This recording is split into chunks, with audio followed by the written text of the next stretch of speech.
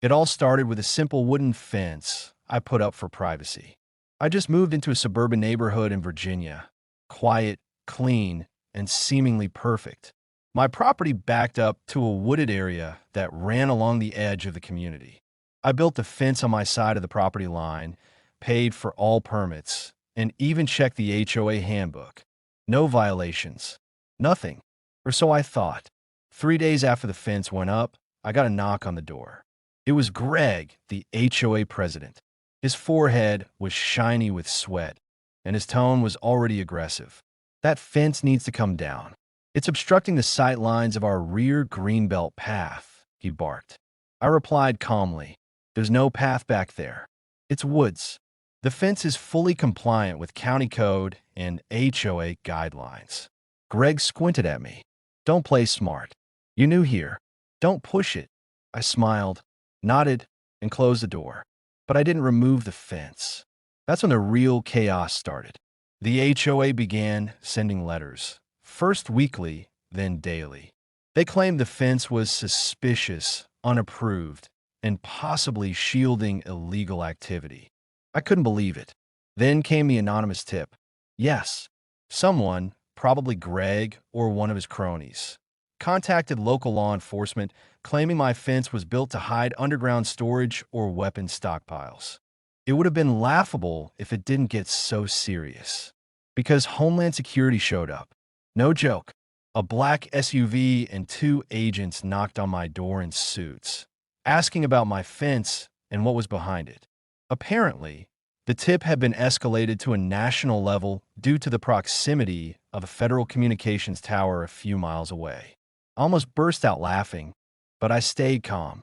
I gave them full access, showed them the fence, the permits, and even the cleared brush behind it.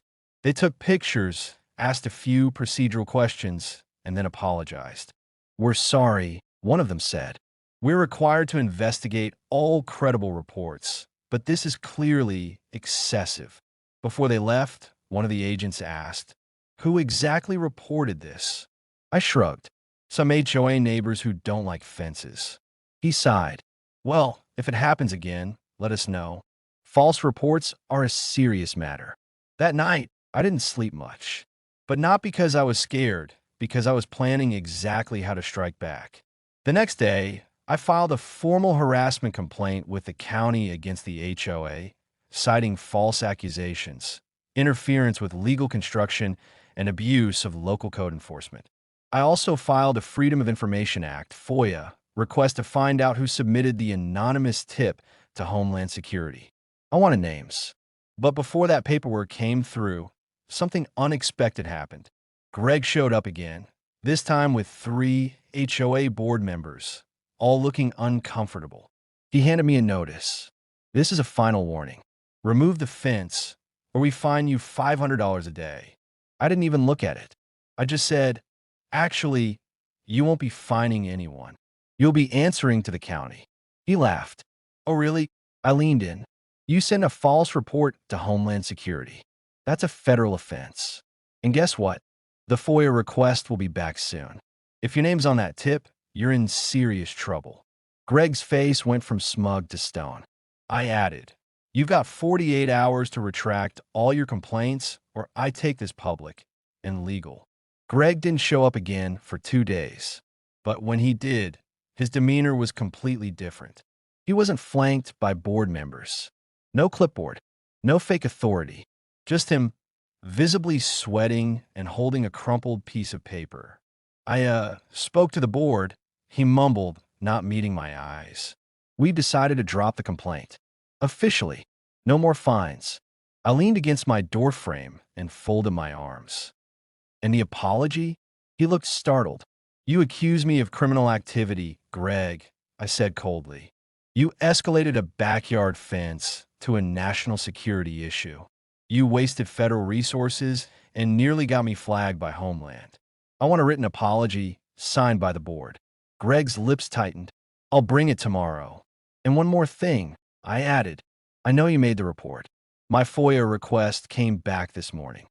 His eyes widened slightly, confirming what I already knew. The tip had come from Gregory Langston, president of the HOA.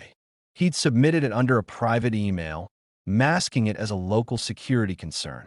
Homeland Security was already reviewing it under Section 1001 of the U.S. Code for knowingly submitting false information to a federal agency. Greg turned pale. "You wouldn't. I already did," I interrupted. The agent I spoke to said it's under internal review. If I wanted to press it further, I could go public. He started breathing heavier. "You're not just dealing with a homeowner, Greg. I'm a former military analyst. I know the system. You just weaponized it, and it backfired." The next morning, a letter was hand-delivered to my mailbox. A full-page written apology, signed by all 3 board members, including Greg. It stated clearly that no violations had occurred, the HOA had overstepped, and all future complaints would go through county protocol.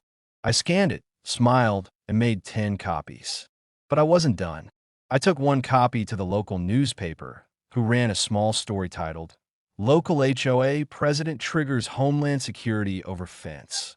Backpedals After Legal Threats." The article didn't name me directly, but it mentioned Greg's full name, position, and his misuse of authority. Within a week, Greg resigned from his post. Within 2 weeks, 2 more board members stepped down.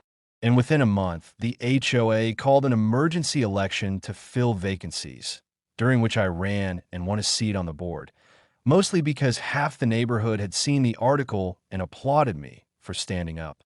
Oh, and the fence? Still standing. Still legal. Now decorated with a tiny brass plaque that says, "Verified by Homeland Security." Don't forget to subscribe for more real HOA nightmares and justice stories. New episodes every day only on our YouTube channel.